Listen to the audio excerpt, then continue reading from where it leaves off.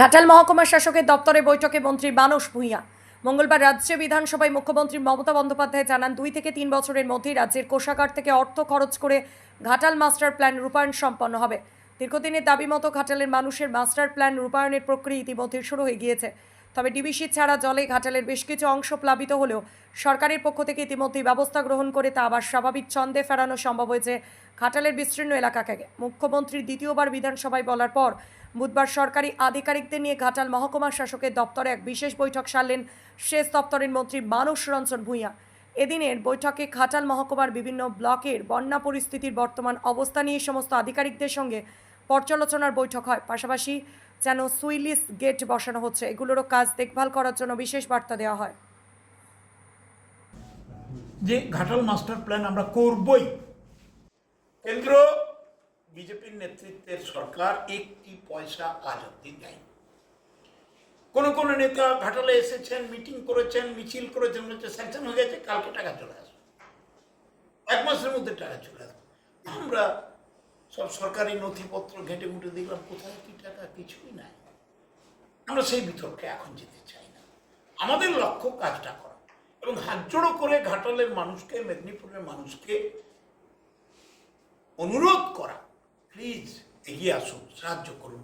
ঘাটালকে, দাসপুরকে, চন্দ্রকোনাকে, কেশপুরকে, ঘাটালের গ্রামকে, কাঁচকুড়াকে, ডেবরাকে বাঁচাতে হবে এবং তার জন্য মুখ্যমন্ত্রী সবটাই করবেন। 1500 কোটি টাকার প্রকল্প মঞ্জুর করেছেন, বাজেট আপনারা দেখেছেন।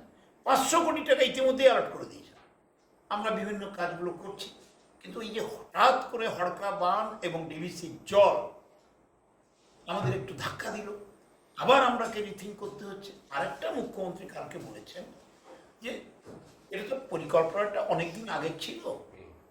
বর্তমান প্রেক্ষাপটে যদি দেখেন এটাকে, ধরুন আমরা ঘাটালে যে জমি নেব বলেছিলাম, নদীর বাঁধটাকে যতটা নেব বলেছিলাম, তার চওড়া এবং ওয়াল তুলতে গিয়ে যা যা লাগবে, সেখানে আমরা রিথিং করছি, রিভিউ করছি, স্টাডি হয়েছে সব রকম ফাইনাল স্টেজে, যে আমাদের চওড়াটা বোধহয় আর একটু কম নিলেও হবে। এক, এবং যতগুলি দোকান, যতগুলি আস্তানা দরকার ছিল তার থেকে একটু কম সংখ্যা হলেও হবে।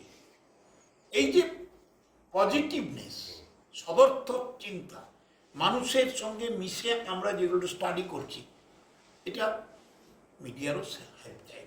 আপনারাও একটা ক্যাম্পেইন করুন, কারণ আপনারাও তো ঘাটালের মানুষ। ঘাটাল মাস্টার প্ল্যানটা হবে, এটা তো আপনাদেরও আকাঙ্ক্ষা, দাবি, দীর্ঘদিনের স্বপ্ন। সেই সাহায্য আপনাদের কাছে প্রার্থনা করি।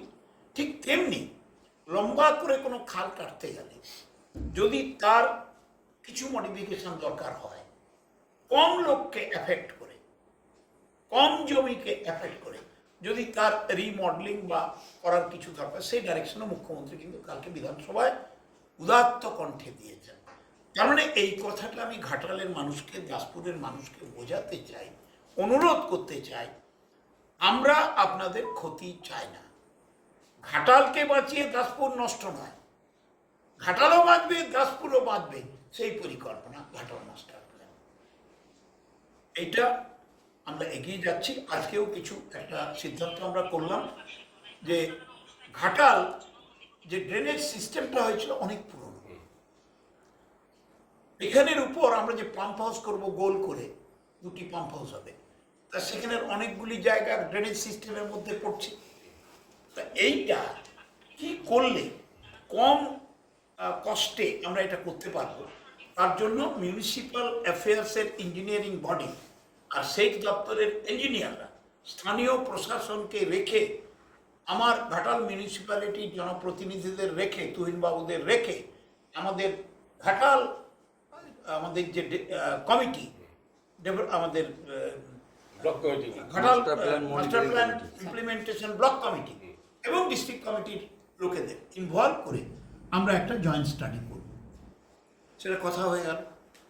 তারই সঙ্গে আজকে তুহিনবাবুদের কিছু কিছু কিছু কিছু সুন্দর প্রপোজাল আছে, সেগুলোকে গ্রহণ করার জন্য বিশ্লেষণাত্মক মিটিং করারও তারা অনুরোধ জানিয়েছেন।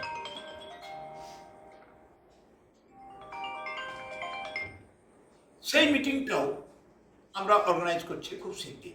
Any tidbits, any nook and corner, any small medium major points আমরা উই আর ওপেন।